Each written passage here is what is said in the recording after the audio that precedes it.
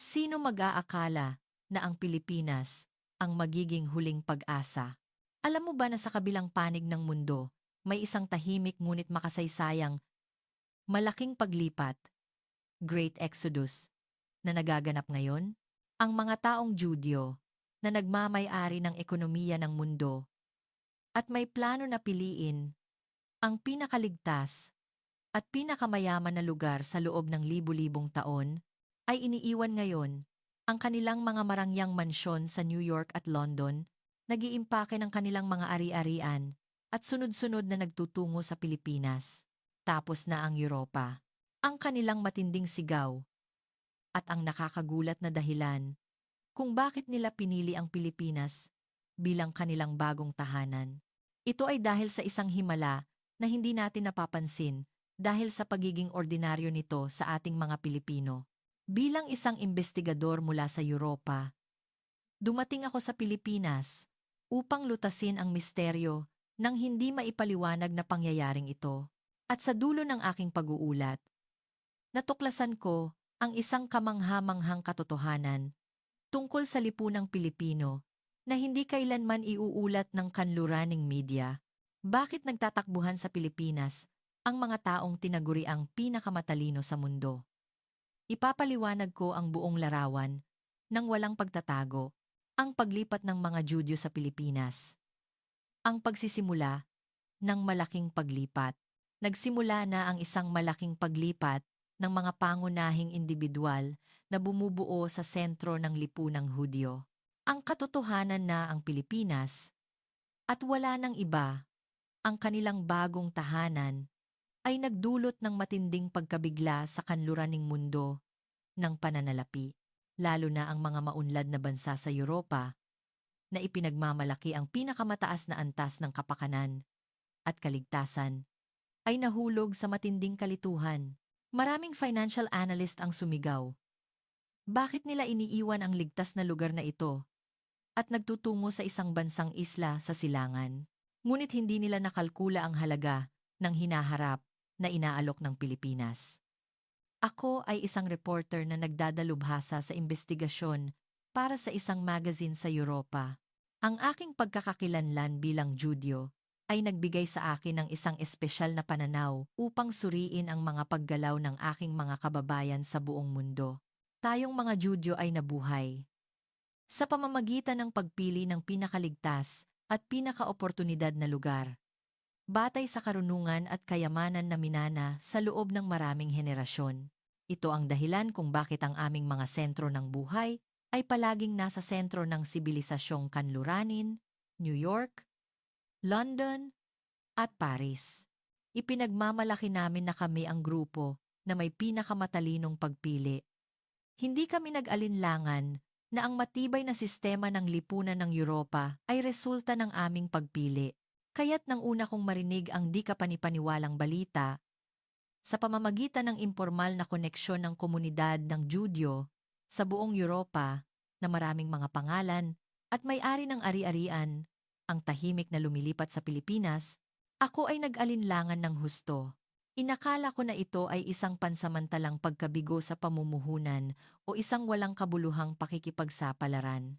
Ngunit ang tsismis ay lumampas sa simpleng paglipat ng ilang pamilya. Ito ay kumalat sa isang konkretong plano, kung saan ang isang buong grupo ng mga intelektuwal sa isang rehiyon ay naghahanda na pumunta sa Pilipinas.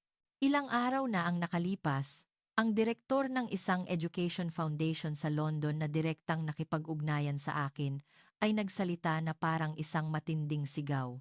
Hindi na namin mapagkakatiwalaan ang aming mga anak sa sistema ng edukasyon ng Europa. Kahit ang mga kasamahan kong propesor na nagtungo sa Amerika, ilang dekada na ang nakalipas, ay iniiwan ngayon ang kanilang mga posisyon sa Harvard at Stanford upang magtungo sa mga universidad sa Pilipinas. Angana. Sinasabi nila na ang kalidad ng edukasyon at talento ng tao sa Pilipinas ay lumampas sa lahat ng naranasan namin sa Europa. Ang matinding paniniwala sa boses ng direktor ay nagsimulang magpabago sa aking pananaw. Narito ang malinaw na ebidensya na ang kamangha-manghang paghuhusga at kakayahan sa paghula ng kinabukasan ng mga Judyo na nagtulak sa pandaigdigang ekonomiya at akademya sa loob ng libu-libong taon, ay pinipili ngayon ang Pilipinas. Kailangan kong patunayan ang kanilang mga salita. Bilang isang investigador, nagpasya akong pumunta sa Pilipinas upang matuklasan ang tunay na pinagmulan ng malaking paglipat na ito. Pagdating ko sa Ninoy Aquino International Airport, Naya, at pagtapak sa sentro ng Maynila, ang imahe ng Pilipinas na naisip ko sa Europa ay nagsimulang gumuho tulad ng isang ilusyon. Ang una kong layunin ay makahanap ng mga estruktural na depekto sa lipunan ng Pilipinas.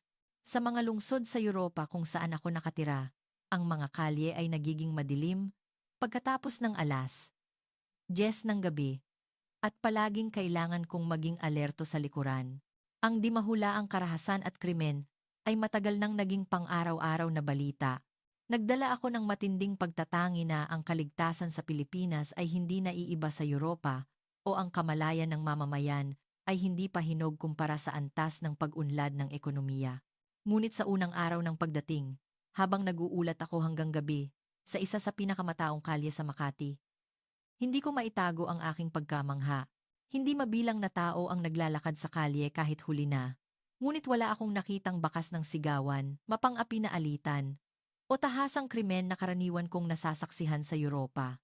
Kumikilos sila ng may kaayusan, tahimik, at mapayapa, kahit ang mga gumagamit ng tren at bus ay kumikilos batay sa malalim na paggalang sa isa't isa. Mas lalo pa akong namangha sa nakita ko habang papunta sa isang panayam, sa isang studio na lumipat. Sa isang bangko sa parke, may naiwan na mamahaling laptop at branded na bag sa Europa. Ito ay maglalaho wala pang isang segundo. Ngunit pagkatapos ng ilang minuto, nandoon pa rin ito. Nagulat ako at patuloy na nanood habang umiikot ang aking kamera. Pagkatapos, bumalik ang may-ari, isang lalaki, at kinuha niya ang kanyang mga gamit na parang walang nangyari. Posible ba ito ng walang mahigpit na sistema ng pagsubaybay? Bulong ko sa sarili ko. Ang problema sa kaligtasan, ang una kong tinanong sa mga lumipat. Lahat sila ay sumagot na parang natural lang na huminga. Sa Europa, ang pagpapadala sa aming mga anak sa paaralan ay isang araw-araw na pagsubok. Ngunit sa Pilipinas, kahit ang mga bata sa mababang baitang ay ligtas na makakapasok ng mag-isa. Ang kabutihang loob ng mga tao ang pinakamahusay na lambat ng seguridad sa bansang ito. Doa. Ang sinserong paniniwala sa kanilang boses ay naglalaman ng kapayapaan sa pang-araw-araw na buhay na hindi ko makakamit sa Europa. Gaano man karaming pera at pagsisikap ang gastusin ko. Ang kanluraning lipunan ay hindi malutas ang pangunahing problemang ito kahit gumastos pa ng malaking halaga at magpakilala ng pinakabagong sistema ng pagsubaybay. Ngunit ang lipunang Pilipino ay ganap na nalutas ito sa pamamagitan ng hindi nakikitang halaga ng etika at paggalang sa isa't isa ng bawat mamamayan. Ang katotohanan ito ay lubos na nagpabago sa aking pangkaraniwang pananaw. Ang susunod kong layunin ay patunayan ang kapaligiran ng edukasyon na lubos na binibigyang halaga ng mga Hudyo. Matagal na naming ipinagmamalaki na kami, ang grupong may pinakamahusay na mga isip sa mundo. Ito ang dahilan kung bakit ang aming mga anak ay palaging tumatanggap ng espesyal na edukasyon sa pinakamataas na pribadong paaralan. Inakala ko na ang sistema ng pampublikong edukasyon sa Pilipinas ay hindi aabot sa aming mahigpit na pamantayan, at ito ang magiging pinakamalaking pagsisisi ng mga lumipat. Ngunit nang bumisita ako sa isang mataas na paaralan na dalubhasa sa agham at teknolohiya sa Pilipinas, ang aking intelektual na kayabangan ay nadurog. Ang mga estudyanteng Pilipino na nakilala ko ay mas seryoso at aktibo kaysa sa naisip ko. Nagpakita ng malalim na talakayan at kakayahan sa pag-aanalisa na lumampas sa simpleng pagmememorya ng kaalaman. Ang kanilang mga mata ay nagniningning sa matinding pag-usisa para sa kinabukasan. Madalas kong makita ang mga estudyante sa Europa na nakatuon sa kanilang mga cellphone o hindi seryoso sa pag-aaral. Ngunit ang silid-aralan sa Pilipinas ay parang isang laboratorio kung saan nakakompres ang malaking enerhiyang intelektual. Ang pakikipag-ugnayan sa pagitan ng guro at estudyante at sa pagitan ng mga estudyante ay isinasagawa ng may matinding paggalang at pagtutulungan. Lalo na, ang matinding pagtutulungan at malikhaing kakayahan sa paglutas ng problema na ipinakita ng mga estudyante sa isang klase ng programming ay lubos na nagpahanga sa akin. Para sa isang komplikadong gawain, hindi lamang sila naghanap ng tamang sagot, kundi naghukay ng mga pangunahing prinsipyo, pinagsama ang iba't ibang ideya, at nakahanap ng pinakamainam na solusyon sa maikling panahon. Ito ay talagang isang pagsabog ng kolektibong katalinuhan. Ang mga magulang na Hudyo na lumipat ay nagpahayag ng kanilang kasiyahan ng sabay-sabay. Gumastos kami ng bilyon-bilyong piso para sa pinakamahusay na pribadong edukasyon sa Amerika. Ngunit ang patuloy na konsentrasyon at purong sigasig na intelektual na nakukuha ng aming mga anak sa pampublikong edukasyon sa Pilipinas ay mas malaki ang halaga. Sa totoo lang, kailangan kong aminin na mas marami pang natututunan ang aming mga anak sa pag-aaral kasama ang mga batang Pilipino. Ang malalim na etika at pagnanais na mag-ambag sa komunidad na ipinakita ng mga estudyanteng Pilipino ay ang kakayahan ng tao na kailangan ng hinaharap na lipunan na hindi namin mahanap sa Europa. Ang pahayag na ito ay isang kultural na pagkabigla na nagpabagsak sa aking hipotesis na ang mga Judyo ang nagtataglay ng pinakamahusay na talento sa mundo. Ang sistema ng edukasyon sa Pilipinas ay hindi lamang naghahatid ng kaalaman, kundi nagpapalaki ng mga etikal at malikhaing individual na nagpapatakbo ng hinaharap na lipunan batay sa mataas na espiritualidad. Ang mga kabataang Pilipino na nakilala ko ay hindi lamang matalino, kundi alam din nila kung paano gamitin ang kanilang katalinuhan upang mag-ambag sa pag-unlad ng bansa at komunidad at igalang ang isa't isa. Ito ay isang matibay na kamalayan ng mamamayan. Lalo na, pinahahalagahan ng mga estudyanteng Pilipino ang tagumpay ng grupo na kinabibilangan nila kasing halaga ng kanilang personal na tagumpay, at ito ay isang koneksyon at halaga ng tao na hindi maiisip sa kanluraning lipunan na nahuhulog sa matinding individualismo. Ang kanilang pananagutan at katapatan ay lumampas sa edukasyon at naging isang kamangha-manghang puwersa na dumadaloy sa buong lipunan ng Pilipinas. Ito ang pinakapangunahing puwersa na nagtutulak sa teknolohiya at pag-unlad ng ekonomiya ng Pilipinas. Lahat ay gumagana tulad ng isang perpektong sistema na nagpapakita ng malinaw na sagot kung bakit lumalabas ang Pilipinas bilang sentro ng paglilinang ng talento ng mundo. Sa hinaharap, ang malalim na dialogo sa mga Judyo na lumipat ay nagbigay sa akin ng higit pa sa simpleng pag-uulat. Wala ng pagkabalisa o matinding kompetisyon sa kanilang buhay sa Europa.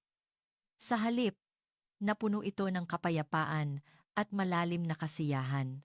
Nakipag-usap ako sa isang ama na matagumpay na financier. Inamin niya na nagbabayad siya ng napakalaking matrikula para sa pinakamahusay na edukasyon ng kanyang anak sa Europa, at bilang kapalit, nagtrabaho siya hanggang gabi, halos hindi nakita ang kanyang mga anak, at naghihirap sa mataas na gastos sa seguridad at hindi maiiwasang tensyon sa lipunan. Ngunit nang lumipat sila sa Pilipinas, nagbago ang kanyang buhay. Dahil sa mataas na antas ng pampublikong edukasyon at kaligtasan ng lipunan, hindi na niya kailangang habulin ang malaking matrikula. Kahit sa lugar ng trabaho, ang kultura na gumagalang sa buhay pamilya ay nakaugat. At sinabi niya na nakakapaghapunan na siya kasama ang kanyang mga anak. Ang pinakamalaking pagbabago ay makita ko ang kaligtasan ng aking mga anak na hindi ko mabili kahit magbayad pa ako ng milyon-milyong dolyar. Ang Pilipinas ang tanging bansa na nagbibigay ng pinakamahusay na edukasyon at kaligtasan ng walang pinansyal na panggigipit. Ang kanyang tingin ay napuno ng malalim na kaginhawaan at nakita ko ang tunay na kahulugan ng kaligayahan ng tao sa loob nito. Isa pang lumipat ang nagsalita tungkol sa matinding paggalang at mataas na moralidad ng mga Pilipino, at ang kanyang boses ay nanginginig sa damdamin. Sinabi niya na hindi niya kailanman naranasan ang diskriminasyon, mapagpigil na pag-uugali, o patuloy na pagkaalerto laban sa kanyang pagkakakilanlan bilang Judyo na itinuturing na natural sa Europa. Sa halip, Sinabi niya na ang mga Pilipino ay nagbigay ng isang kapaligiran na tunay na nagtanggap at gumalang sa kanila. Ikinuwento niya ang isang pangyayari kung saan nawala ang kanyang anak sa parke at ang mga Pilipino sa paligid ay tumakbo upang protektahan siya na parang sarili nilang anak at tumulong pa sa pagkontak sa pulisya. Nagulat ako muli sa katotohanan na walang sinuman ang humingi ng kapalit o nagbigay ng hindi magandang tingin sa proseso. Ito ay isang bagay na hindi kailanman maiisip sa Europa. Ipinakita nila kung ano ang tunay na kapitbahay at kung paano sinusuportahan ng universal na pag-ibig sa tao ang isang lipunan. Ang Pilipinas ay parang huling muog kung saan nabubuhay ang espiritu ng komunidad. Ang paggalang nila sa aming kultura at relihiyon ay higit pa sa inaasahan. Nagpapakita sila ng pag-usisa sa aming pamumuhay, ngunit hindi kailanman pagtatangi. Hindi ko makakalimutan ang pakikipanayam sa isang kilalang akademiko, isang propesor sa isang prestihiyosong universidad ng medisina na lumipat sa Pilipinas. Inamin niya na nakaramdam siya ng malalim na kawalan ng pag-asa sa katotohanan na ang kanluraning lipunan ay matindi ang paghahangad ng personal na tagumpay at nawawala ang halaga ng pagkakaisa at pagtutulungan sa lipunan. Ngunit sa Pilipinas, labis siyang naantig sa katotohanan na ang halaga ng magkasamang pamumuhay, coexistence, ay nananatiling malakas at ang tulungan at pananagutan sa komunidad ay dumadaloy sa buong lipunan. Ang Pilipinas ay ang pangunahing puwersa na nagtutulak sa lipunan kung saan ang tiwala at kolektibong karunungan ay gumagana. Ang koneksyon ng tao na nawala sa amin sa kanluran ay nananatiling matibay dito. Lalo na, ang espiritu ng mga Pilipino na nagkakaisa sa mahihirap na panahon ay walang kaparis sa mundo. Ang kanyang mga salita ay isang matinding pagkagising na habang hinahabol namin ang huwad na tagumpay tulad ng pera at katayuan, ang Pilipinas ay natupad na ang mas mataas na antas ng halaga ng kaligayahan ng tao at etika. Hindi ko mapawi ang personal na pag-aalinlangan kung nakaramdam ba ako ng ganitong uri ng seguridad at paggalang ng tao sa lipunan ng Europa, kung saan ako nakatira. Kami ang naghamak sa Pilipinas. Ngunit sa katotohanan, kailangan kong aminin na ako ang mayabang, na hindi pinansin at tinalikuran ang mas mataas at mas matatag na paraan ng pamumuhay. Ang kanilang taos-pusong pag-amin ay nagpabago sa kaibuturan ng aking puso. Naging mahirap na panatilihin ang obhetibong saloobin bilang isang reporter at nagsimula akong dominahin ng kamalayan na hindi na ako nag-uulat upang hanapin ang mga depekto ng Pilipinas, kundi upang itala ang kadakilaan nito. Nang iulat ko ang kamangha-manghang katotohanan na naimbestigahan ko sa Pilipinas, sa aming punong tanggapan sa Europa, ang aking detalyadong ulat tungkol sa ligtas na mga kalye ng Pilipinas, ang kahangahangang kapaligiran ng edukasyon at ang malalim na kasiyahan ng mga lumipat ay itinuring na isang panig na propaganda o sobra-sobrang pagpapahalaga dahil sa cultural shock. Ilagong. Mainan. Mukhang naloko ka ng minanipula na impormasyon ng mga kumpanya o gobyerno ng Pilipinas. Dapat may nakatagong problema sa lipunan o kawalang katatagan sa ekonomiya sa likod ng kanilang kabaitan. Hindi iyan ang tunay nilang mukha. Nawala sa iyo ang iyong pagiging neutral bilang isang reporter. Naramdaman ko ang malalim na galit sa kanilang kayabangan na nagtatanggi sa katotohanan na nakita, narinig at naramdaman ko mismo. Ang mga editor sa Europa ay patuloy na tumitingin sa mundo sa pamamagitan lamang ng kanluraning lens at tumangging tanggapin ang katotohanan na ang Pilipinas ay nagtayo ng isang mas mahusay na sistema kaysa sa kanila. Para sa kanila, ang Pilipinas ay nananatiling isang bansa na nangangailangan ng tulong o isang bansang Asyano na dapat lamang gayahin. Iginiit ko ang katotohanan gamit ang aking karera at kredibilidad, ngunit lalo lang lumakas ang kanilang pag-aalinlangan. Lalo na nang bigyan ko ng diin ang kamalayan ng mamamayan ng Pilipinas at mababang rate ng krimen, nagtatag sila ng isang bagong hipotesis na ito ay isang totalitaryong lipunan kung saan pinipigilan ang individual na kalayaan upang pababain ang kredibilidad ng aking ulat. Hinamak nila ang mataas na sistema ng Pilipinas bilang isang lipunan ng pagsubaybay at nagpasya na walang kaligayahan kung walang tunay na kalayaan. Ang tunggalian na ito ay lumampas sa antas ng ulat ng investigasyon. Ito ay naging parang huling pagtanggi ng mga kanluraning elite, natutol sa pagkawala ng kanilang dominasyon, at hindi pinapansin ang tunay na pag-unlad na nakamit ng Pilipinas. Sa kabila ng hayagang panggigipit mula sa punong tanggapan, nagpasya akong ipaalam ang katotohanan sa mundo. Ang desisyong ito ay isang mapanganib na hakbang na maaaring magpabuwag sa aking personal na kaligtasan at karera na itinayo sa loob ng mga dekada.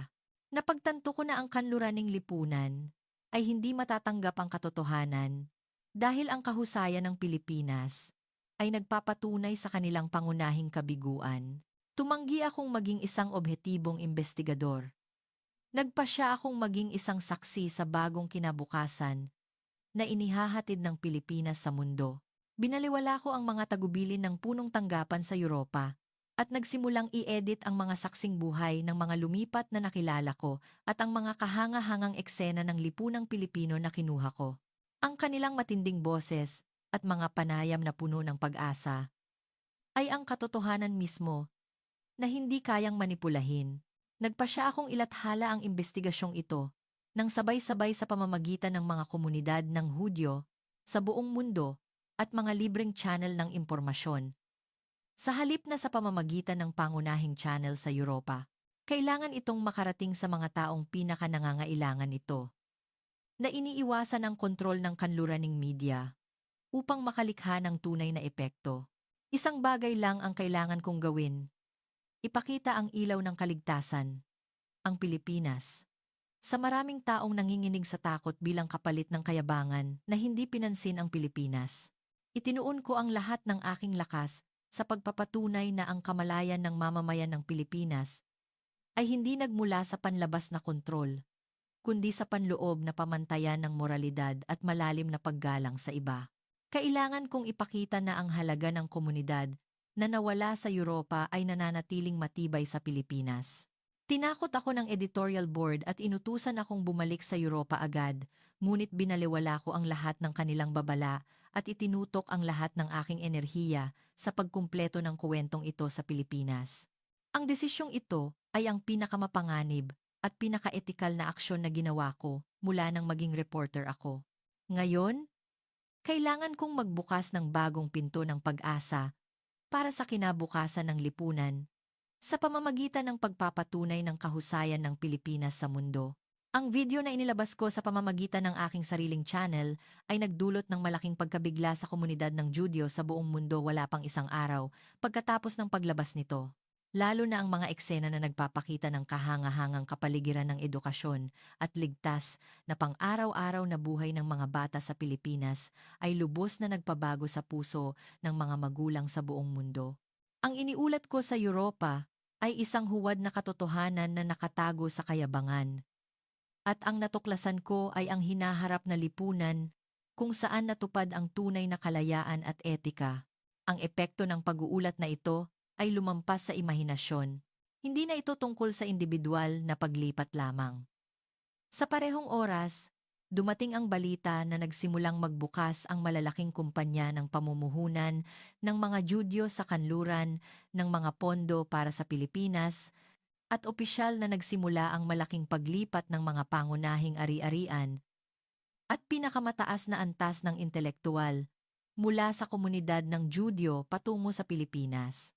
Ito ay isang malinaw na deklarasyon na ang trilyon-trilyong halaga ng likidong kapital ay nais na mamuhunan sa matatag na sistema ng lipunan at mataas na yamang tao ng Pilipinas, at ito ay isang makasaysayang pangyayari na naglantad ng huling kawalan ng tiwala sa pangunahing kawalang katatagan ng kanluraning lipunan. Ang kapital ay palaging lumilipat sa pinakaligtas at pinakamataas na lugar na makakapagbigay ng pinakamalaking kita.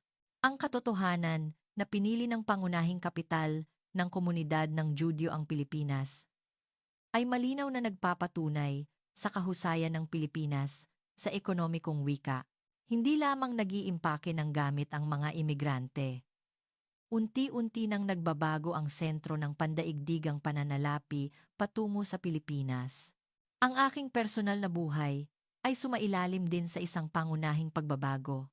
Lubos kong napagtanto na wala ng dahilan upang manatili sa kawalan ng katiyakan at malalim na intelektual na kayabangan sa Europa. Maaring tinalikuran ko ang aking marangal na karera bilang isang reporter, ngunit bilang kapalit, natagpuan ko ang pinakahuling halaga, ang tunay na kaligtasan ng buhay, at isang maliwanag na kinabukasan para sa aking mga anak. Walang pag-aalinlangan akong sinimulang hikayatin ang aking pamilya na natitira pa sa Europa na maghanda para sa isang kumpletong paglipat sa Pilipinas. Sa simula, nag-aatubili ang aking asawa at mga anak tungkol sa pag-iwan sa matatag na buhay sa Europa. Ngunit nang makita nila ang mga video record na kinuha ko mismo sa Pilipinas, na naglalaman ng mapayapang pang-araw-araw na buhay at malalim na kaginhawaan ng mga lumipat, nagsimula silang magpahayag ng malaking pag-asa. Lalo na ang aking anak, ay nagpakita ng matinding interes sa kultura ng pag-aaral at paglago. Ang seryosong tingin ng aking anak ang nagpatunay na tama ang lahat ng aking desisyon. Malinis kong inayos ang aking buhay bilang isang investigador sa loob ng mga dekada at nakakuha ng pagkakataon na magsimula ng isang bagong proyekto ng pananaliksik sa isang prestihiyosong unibersidad sa Pilipinas. Ngayong 2025, ang paglipat ng mga Judyo sa Pilipinas ay lumampas sa simpleng istatistika ng imigrasyon. Ito ay isang matinding babala ng Pilipinas sa kanluraning sibilisasyon na bumabagsak dahil sa kayabangan at etikal na kabiguan, at nagpapakita ito ng posibilidad ng isang bagong sibilisasyon kung saan ang dignidad ng tao at etika ng komunidad ay natutupad bilang pinakamataas na halaga. Habang naninirahan sa Pilipinas, naranasan ko ang mainit na pagtanggap at kamangha-manghang pag-aalala ng mga Pilipino, at napagtanto ko na ang tunay na lakas ng bansang ito ay nasa mataas na antas ng espiritual na naniniwala at gumagalang sa isa't isa. Bago pa man ang cutting-edge na teknolohiya, ang paglalakbay ng mga Judyo sa loob ng libu-libong taon ay laging naglalakbay upang hanapin ang pinakamahusay na kaligtasan at pagkakataon. At ngayon, ang kanilang huling at matalinong pagpili ay ang Pilipinas. Ito ay nagpapatunay sa kasaysayan na ang Pilipinas ang bansa na may pinakamahusay na talento sa mundo at pinakamatatag na sistema ng lipunan. Hindi ko na sinusuri ang Pilipinas mula sa lumang pananaw ng Europa. Ang Pilipinas ay isang bansa na nangunguna sa hinaharap, at ang kanluraning lipunan ay kailangang mapagpakumbabang matuto mula sa kahangahangang sistemang ito na nakamit ng Pilipinas o mananatiling naiwan magpakailanman mula sa agos ng panahon. Naranasan namin ang pagkabalisa at pagsisisi bilang kapalit ng pagbaliwala sa Pilipinas, ngunit ngayon, sa muling pagtingin sa Pilipinas, natagpuan namin ang bagong pag-asa. Sa pamamagitan ng kuwentong ito, nais kong tanungin ang buong mundo. Ang lugar ba na tinitirhan mo ay nag-aalok ng tunay na kaligtasan at kinabukasan at kakayahang makipagkumpetensya sa iyong mga anak? Ang Pilipinas ay nagbibigay ng pinakamalinaw at pinakaumaasa na sagot sa tanong na iyan. Ang koneksyon sa Pilipinas ang magiging pinakamahalagang susi na magtatakda ng kinabukasan ng sangkatauhan. Tahimik tayong tinatanong ng kuwentong ito. Ang tunay na maunlad na bansa ba ay tinutukoy lamang ng laki ng ekonomiya at kapangyarihan ng militar? Ang pagpili ng mga nagtungo sa Pilipinas ay muling nagpapaalala sa atin na ang payapang pang-araw-araw na buhay at paggalang sa isa't isa ang tunay na halaga. Maraming salamat sa inyong panonood hanggang sa huli. Ang inyong like at subscribe ay isang malaking pampatibay loob para sa akin. Ito ang emosyonal na kwento sa likod ng mga pangyayari